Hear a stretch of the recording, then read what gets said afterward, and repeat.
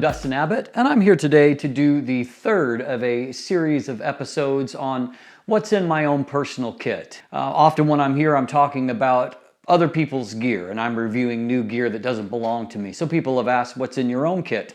And so if you haven't been up on the series, in our first episode, we talked about the various camera bodies that I own and use. If you haven't seen that video, you can take a look at the link here.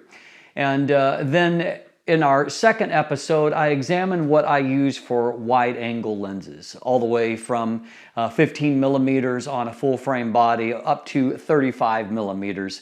And if you didn't see that video, you can check it out here.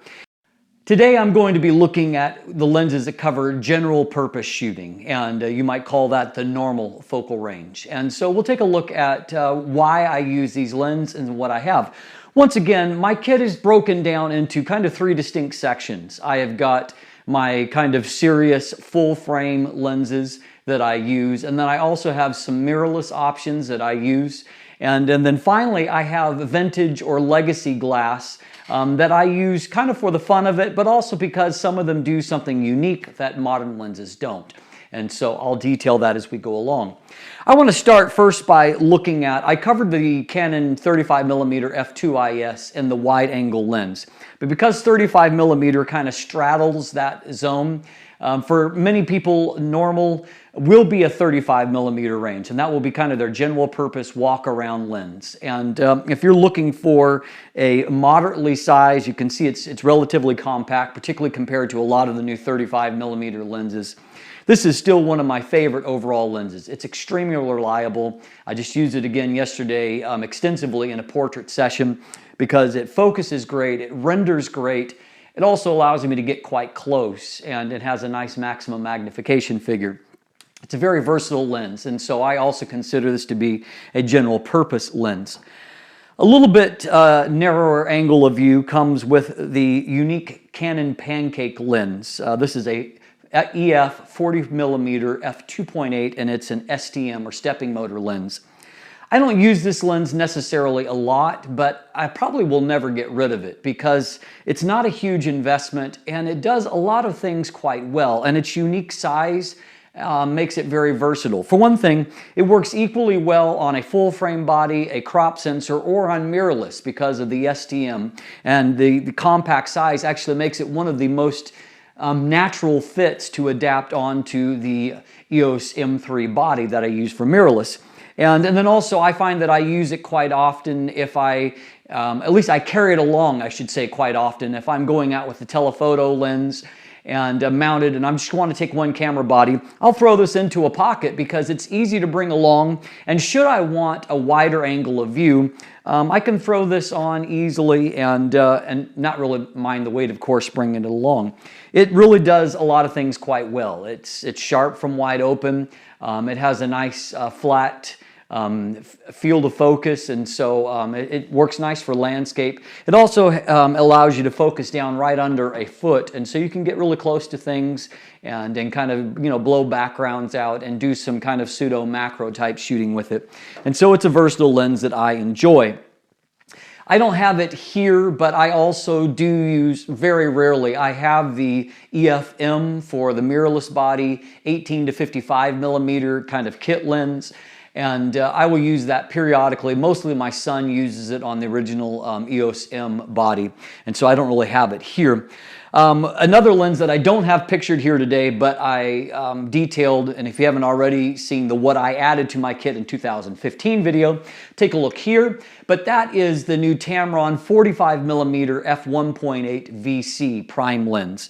And up until this point, I haven't really for a long time had a modern auto-focusing 50mm lens. The last one to be in my kit was the EF 50mm f1.4, and I liked it okay, but I didn't love the lens. And so as a result, I've kind of been on a quest since that point to find a modern auto-focusing 50mm lens that kind of checks enough boxes for me. And there are some good ones out there. I mean, I've reviewed in the last year and a half, I've probably reviewed, I think it's around 15 50mm-ish lenses, and there are some that I liked quite a bit. Of course, I love the Otis 55mm f1.4. I just don't have $4 grand to drop on it at the moment. And if I was going to spend that kind of money, I would go for the Otis 85mm, which I liked even better. The Sigma 50mm f1.4 is a very good lens. However, when I reviewed it, I had some periodic autofocus miscues, and I didn't feel like I could rely on it for using it professionally, and at least the copy that I had. And I know from the feedback of other people that some people have had a similar issue. And so as great as the optics are, I elected to not add it, and it's also, you know, quite a large prime lens.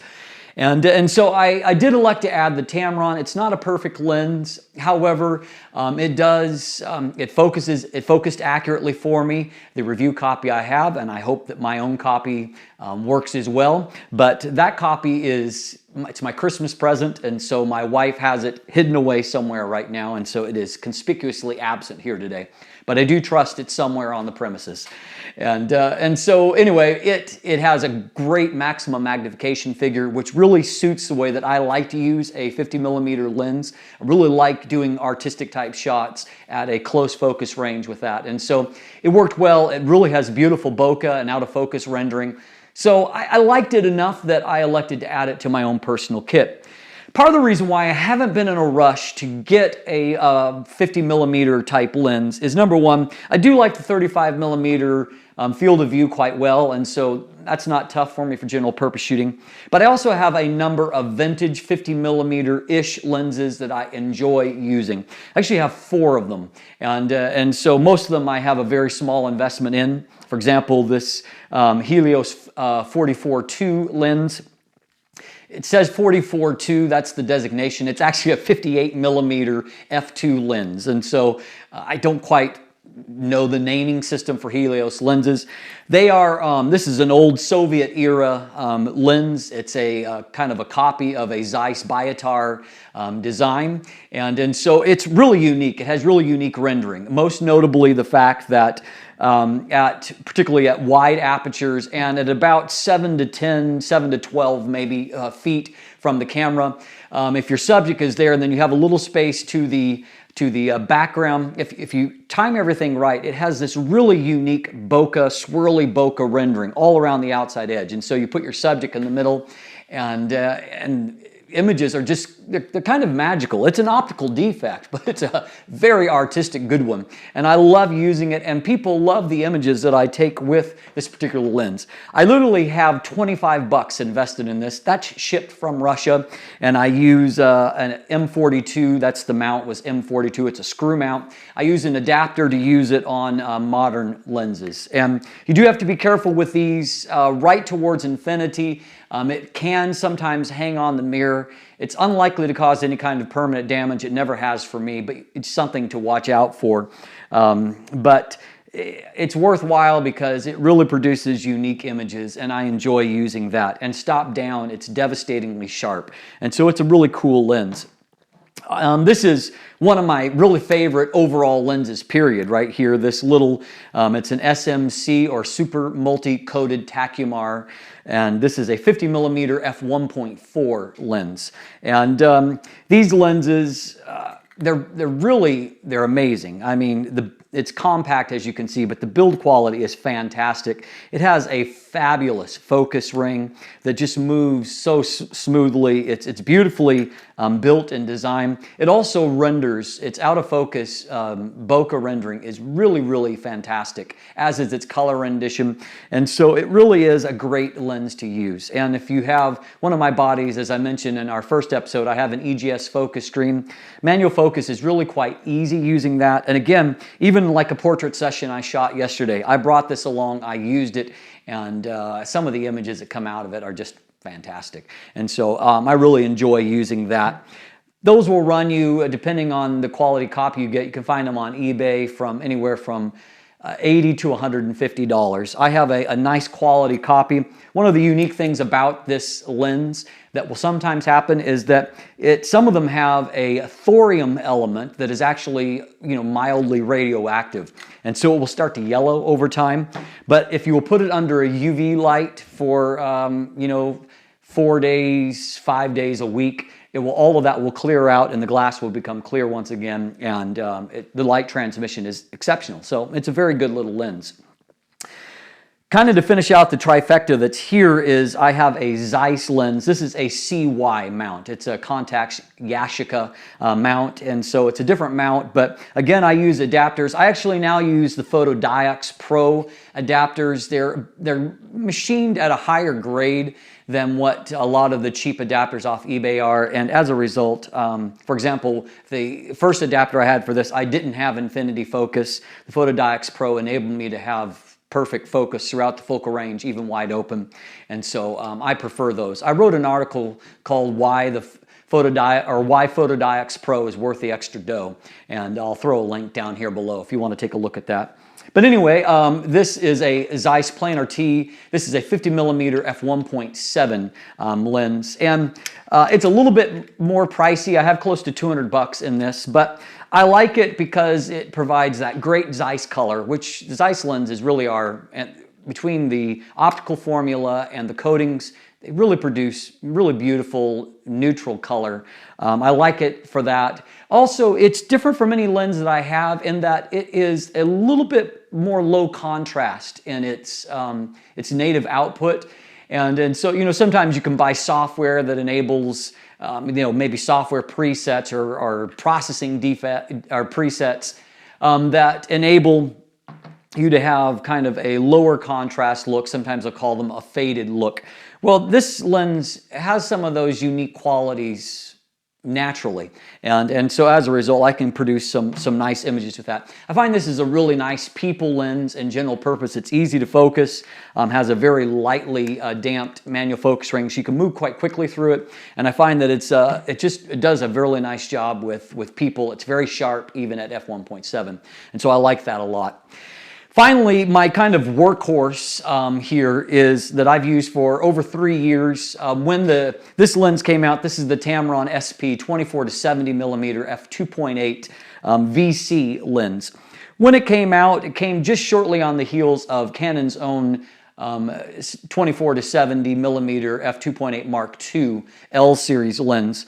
And I kind of debated between the two. I elected to go for the Tamron.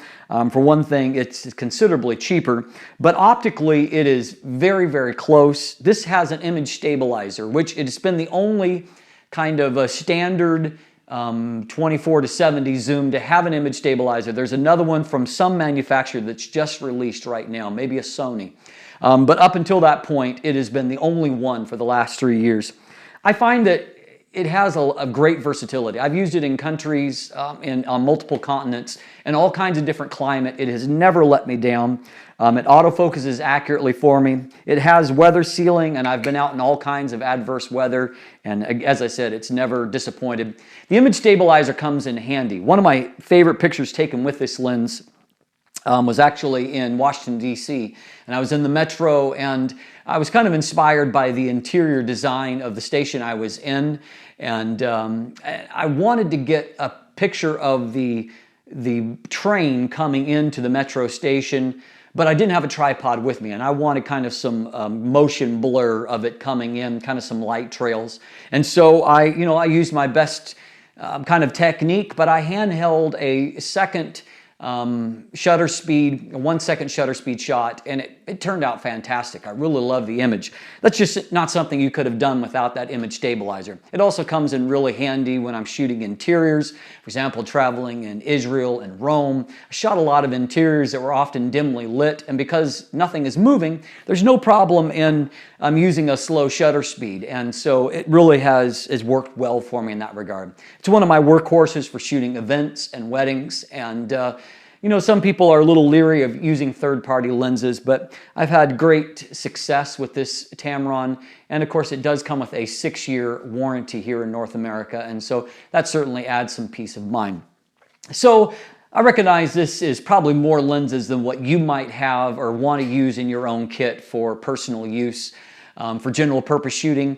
But that's what's in my own kit, and of course some of it's there. These are just here mostly for the fun of it. I enjoy shooting with these lenses. They're also great video lenses because they manual focus so well, and I like the manual aperture and all of that for that. But hopefully this will give you a little bit of direction, inspiration as to why I have what I have in my own kit.